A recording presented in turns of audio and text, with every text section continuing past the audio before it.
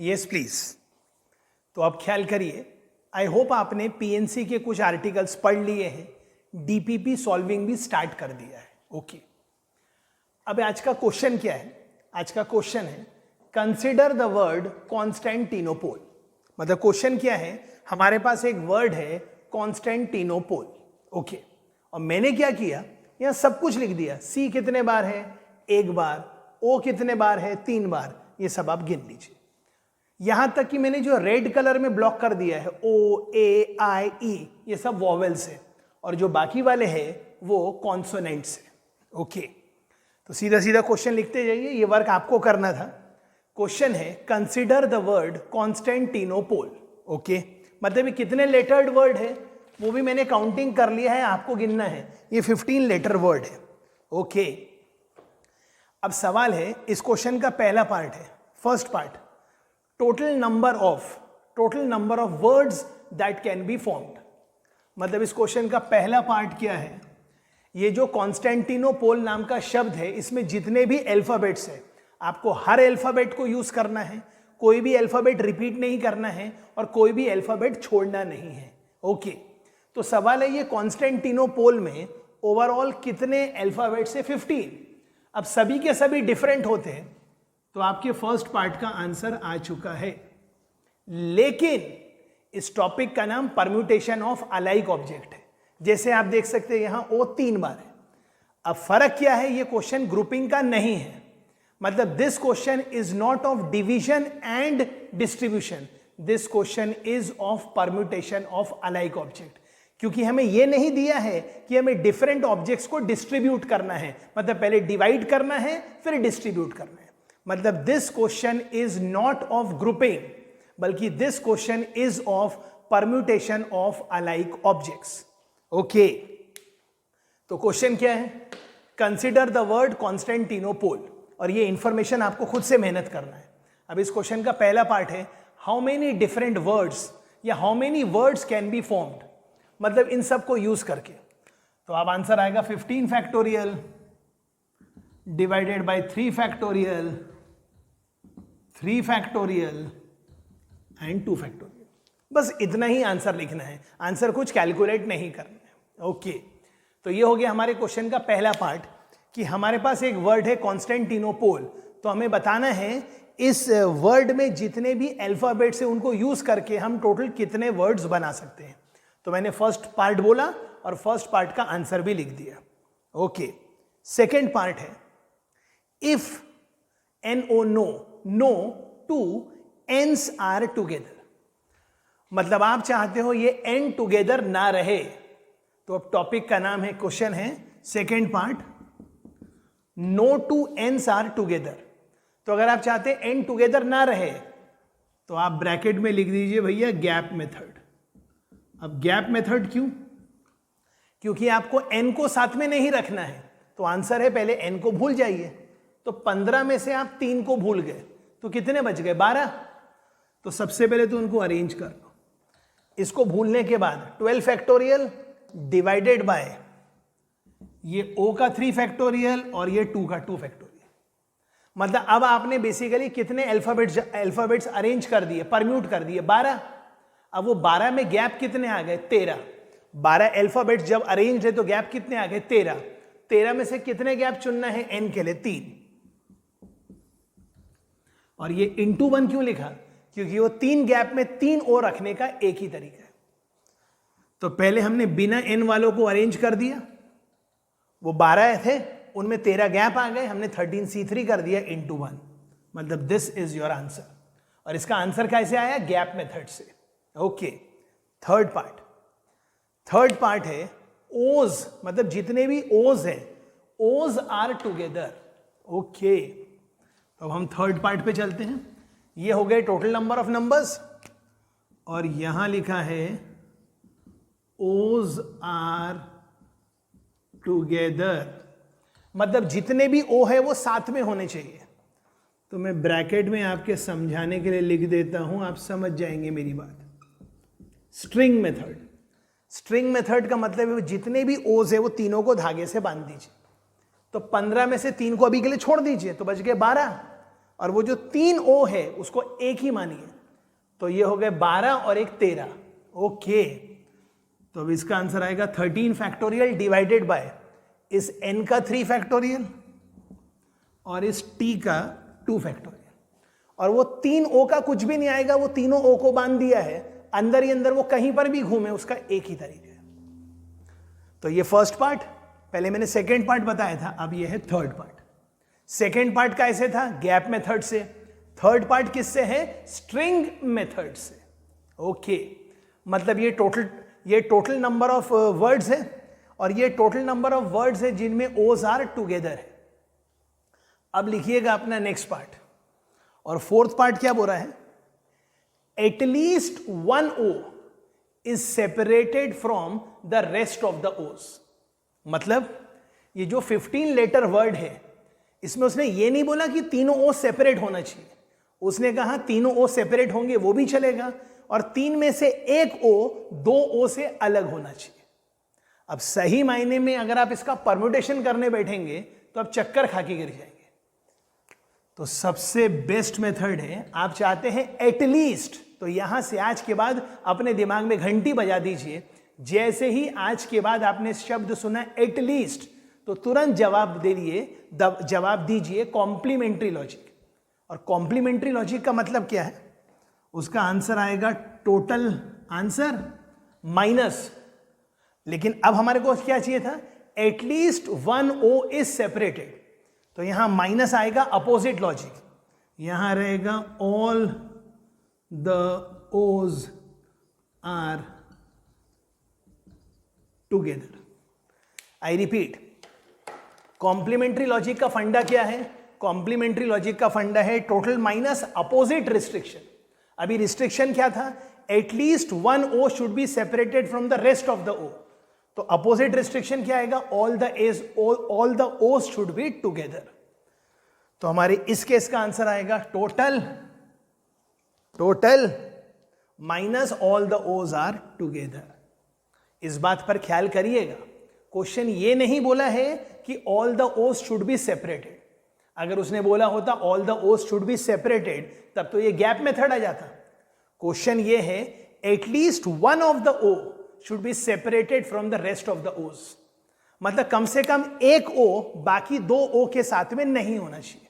तो इसके अंदर वो केस भी शामिल है जिसमें तीनों ओ अलग हैं, और इसमें वो केस भी शामिल है जिसमें एक ओ अलग है और बाकी के 2 अलग हैं, और फिर उस पर भी डिपेंड करता है वो जो एक ओ है वो कहां है और वो जो बाकी के 2 ओ हैं वो किस किस के बीच में। तो इतना सब हम कैलकुलेशन नहीं कर सकते हैं, इसलिए इसका लॉजिक है कॉम्प्लीमेंट्री लॉजिक।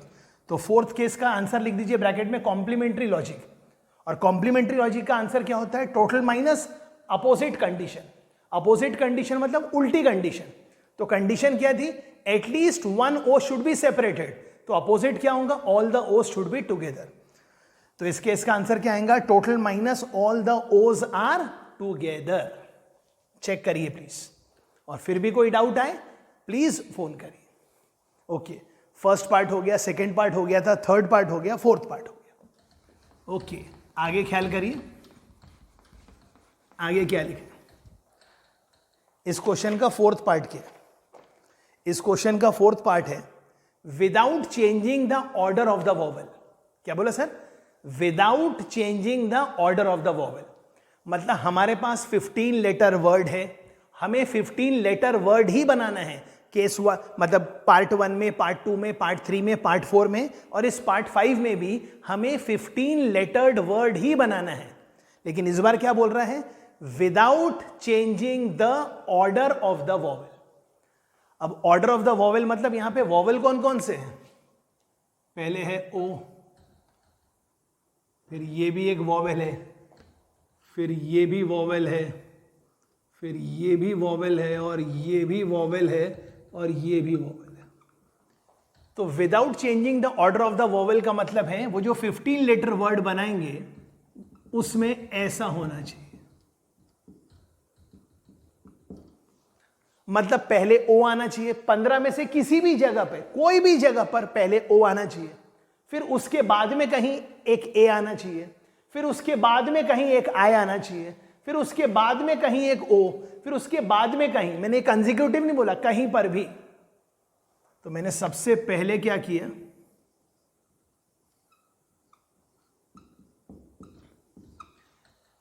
मैंने 15 प्लेसेस में से 6 प्लेसेस सिलेक्ट कर ली। और इनटू 1 क्यों रखा, क्योंकि इन सबको रखने का एक ही तरीका, पहले ओ फिर ए फिर आई फिर ओ फिर ई।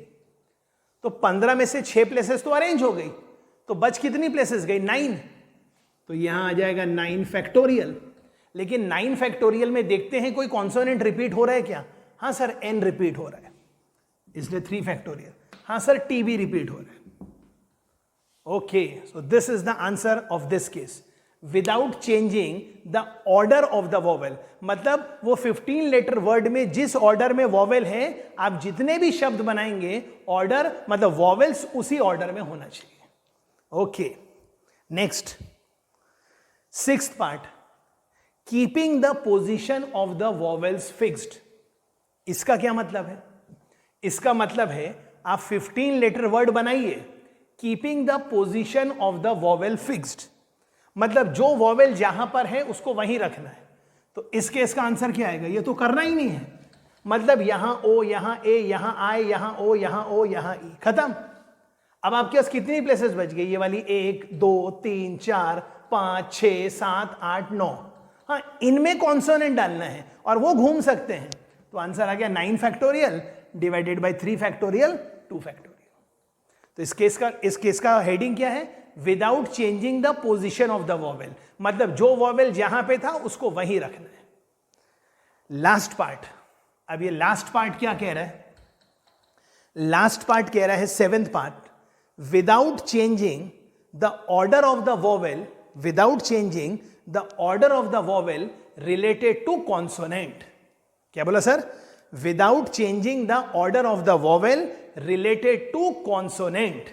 इसका क्या मतलब है, इसका मतलब यह है जैसे ये 2nd प्लेस पे ओ है, मतलब 1st प्लेस पे कॉन्सोनेंट ही आना चाहिए और 2nd प्लेस पे वॉवेल ही आना चाहिए, चाहे वो कोई भी आए। अच्छा, मतलब आपको क्या करना है, आपके पास कितने वॉवेल्स है, 6। ध्यान दीजिए, इसको मत ध्यान दीजिए, इधर ध्यान दीजिए।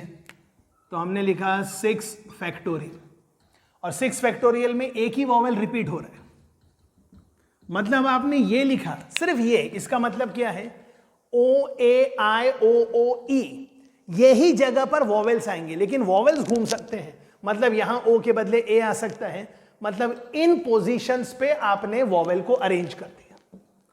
फिर बच क्या गया, कॉन्सोनेंट, तो यहां पे कॉन्सोनेंट ही होना चाहिए, 1 2 3 4 5 6 7 8 9। तो दिस मतलब इससे वॉवेल्स अरेंज हो गए अपनी जगह पे, इससे कॉन्सोनेंट्स अरेंज हो गए अपनी जगह पे, तो उनका रिलेटिव ऑर्डर चेंज नहीं हुआ, मतलब यहां पे जो भी आएगा कॉन्सोनेंट ही आएगा, यहां पे जो भी आएगा वॉवेल ही आएगा, consonant consonant consonant vowel, consonant consonant vowel, consonant vowel, consonant vowel, consonant and then vowel. ये हो गए उसके पूरे 7 पार्ट्स। तो एक बार मैं रिपीट कर देता हूं, ये क्वेश्चन क्या था, क्वेश्चन ये था कंसीडर द वर्ड कॉन्स्टेंटिनोपोल, और आगे लिखना था form 15 lettered word, form 15 letter word such that, पहला क्वेश्चन था टोटल नंबर ऑफ वर्ड्स, दूसरा था if no two ends are together, तीसरा था ओज आर टुगेदर, चौथा था at least 1 O is separated from rest of the O's, next था without changing the order of the vowel, जहां पे जो वॉवेल था वहीं पे रहेगा, नेक्स्ट था keeping the position of the vowel fix, उसको कुछ चेंज ही नहीं करना है, सिर्फ कॉन्सोनेंट्स को अरेंज करना है, और ये लास्ट था without changing the order of the consonant related to vowel, मतलब जहां पे कॉन्सोनेंट था वहां कॉन्सोनेंट ही चाहिए, चाहे कोई भी, उसके बगल में अगर वॉवेल था तो वॉवेल ही चाहिए, कोई भी। आई होप ये आपको क्लियर है। ओके, अब इसी टाइप का एक नेक्स्ट क्वेश्चन लिखिए, इसी टाइप का एक नेक्स्ट क्वेश्चन लिखिए।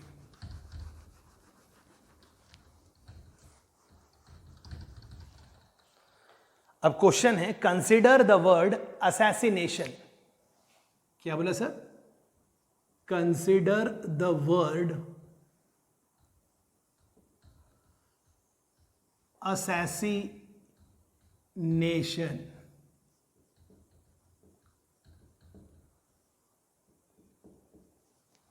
तो सबसे पहले तो आपको गिन लेना है कितने लेटर्ड वर्ड है, मतलब आपको वर्क कर लेना है। तो वर्क कैसे करना है, ए कितने बार है, एक बार यहां दिखा एक बार यहां दिखा, मतलब ए 2 बार है, नहीं इनफैक्ट ए 3 बार है, सॉरी 1 2 3। एस कितने बार है, 1 2 3 4, एस 4 बार है। ए हो गया, एस हो गया, आई कितने बार है, 1 और 1 2 बार। एन कितने बार है, 1 और 1 2 बार। टी कितने बार है, 1 बार। आई कितने बार है, आई तो हो चुका है। और ओ कितने बार है, 1 बार। तो गिन लीजिए 4 and 3 7 to 9 to 11 12 13, मतलब ये 13 लेटर वर्ड है। ओके, क्वेश्चन क्या है, कंसिडर द वर्ड असैसिनेशन, ये 13 लेटर वर्ड है और क्वेश्चन लिख रहा है how many 5 lettered words can be formed. क्या बोला sir question, how many 5 letter words can be formed. कितना अच्छा होता इस असैसिनेशन नाम के शब्द में जितने भी अल्फाबेट्स होते वो सब अलग अलग होते, और अगर वो सब अलग अलग होते तो आपका खेल तो आसान हो गया था। आप क्या करते, पहले 13 में से 5 को सिलेक्ट करते और उसके बाद 5 को परम्यूट कर देते। लेकिन ये क्वेश्चन इतना आसान भी नहीं है, क्योंकि ये जो 13 लेटर वर्ड है इसमें ए 3 बार है, एस 4 बार है, आई 2 बार है, एन 2 बार है, टी 1 बार है और ओ 1 बार है। तो इस क्वेश्चन में करना क्या पड़ेगा मैं समझाऊंगा, आपका आइडिया अपने आप क्लियर होने लगेगा। ओके, तो ध्यान दीजिएगा, ये लिखा है कैटेगरी, इसका क्या मतलब है सभी आपको समझ में आएगा। यहां लिखा है सिलेक्शन और यहां लिखा है अरेंजमेंट। अब जर्नी की जिसको मैं यहां फर्स्ट लिखूंगा आपके मन में भी वो फर्स्ट आएगा। मैं बता रहा हूं इसका मतलब क्या है।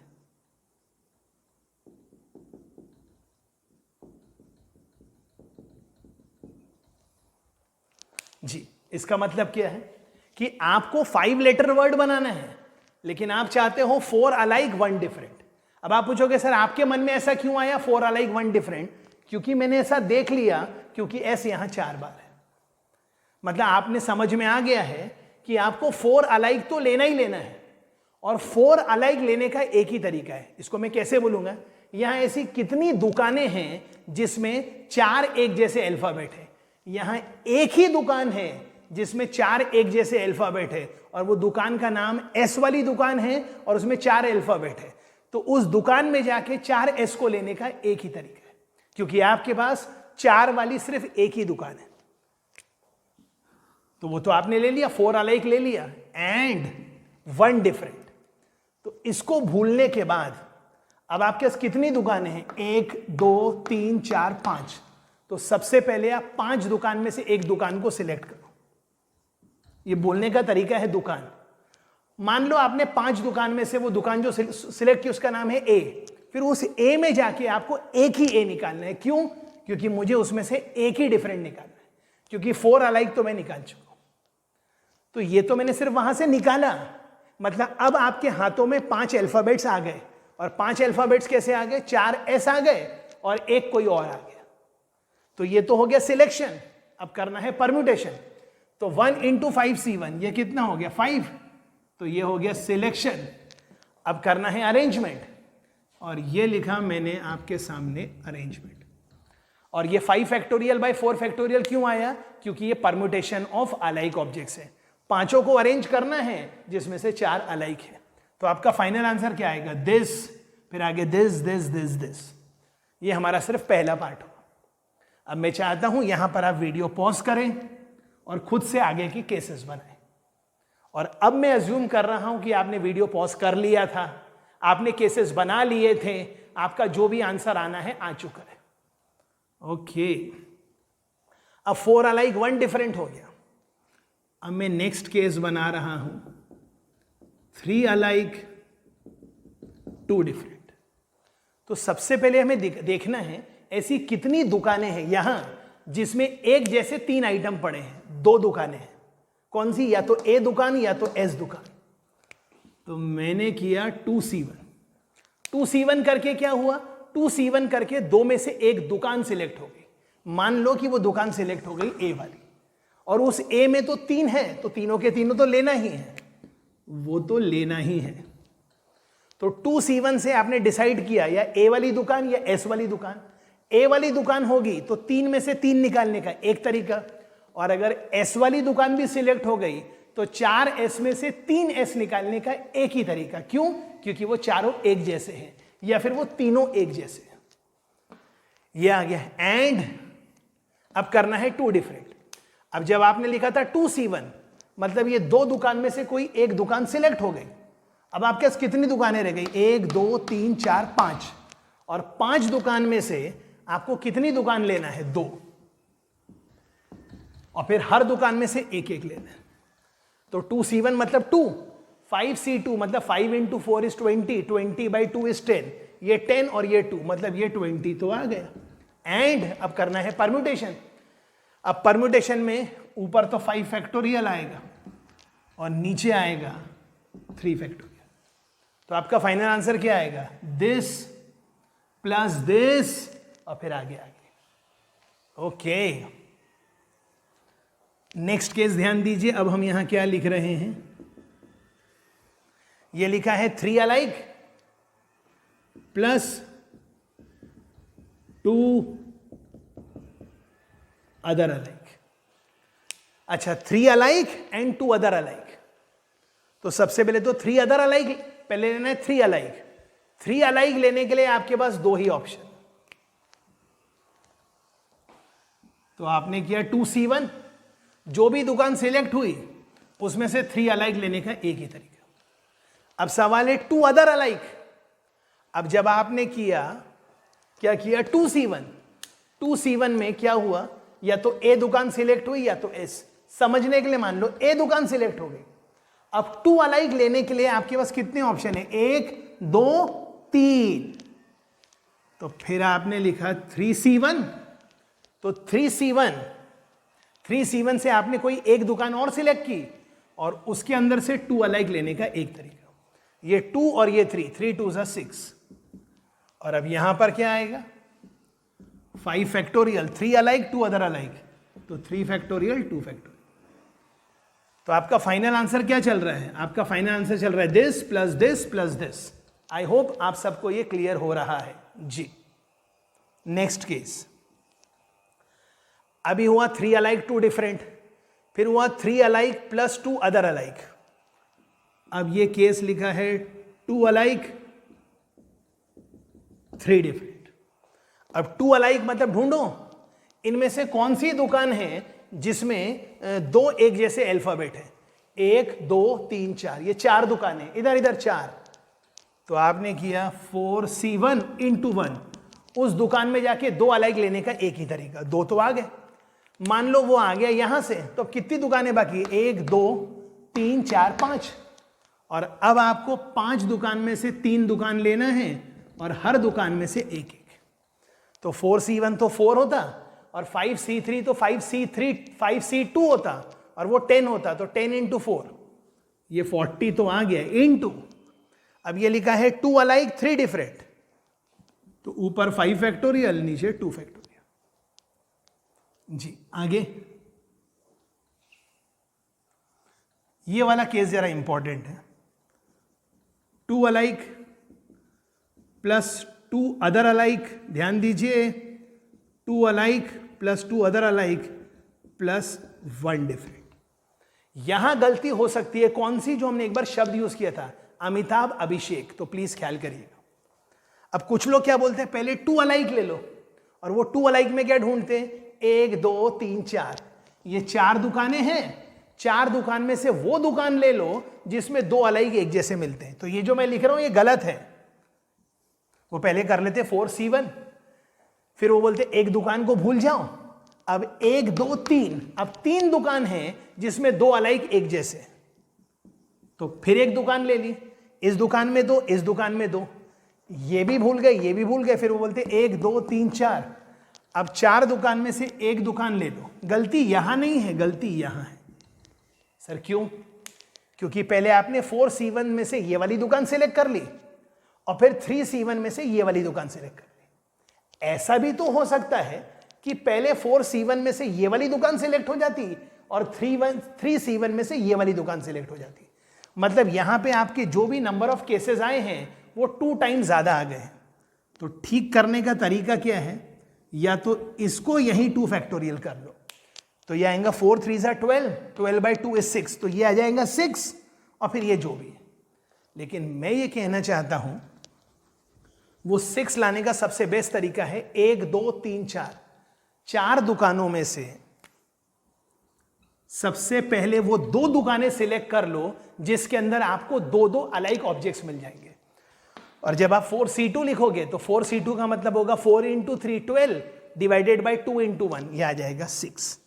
मतलब 4 में से आपने 2 दुकानें ले ली। अब कितनी दुकानें बची? 1 2 3 4 और ये आ गया 4C1। ऑफकोर्स यहां पे भी × 1 × 1, तो 4C2 मतलब 6, 6 × 4 is 24 और फिर आएगा 5 factorial divided by 2 factorial 2 factorial, that's all. ये वाला केस। और लास्ट केस है ऑल डिफरेंट। ऑल डिफरेंट मतलब 1 2 3 4 5 6 दुकानें हैं, तो 6 दुकान में से 5 दुकान सिलेक्ट करो और हर दुकान में से एक एक ले लो। तो 65 का मतलब होता है 61, तो ये आ गया 6 और वो सब अलग अलग है तो उनको अरेंज करना है, मतलब 5 फैक्टोरियल। तो आपका फाइनल आंसर क्या है? This plus this plus this plus this plus this plus this. इसको प्लीज चेक कर लीजिएगा जी।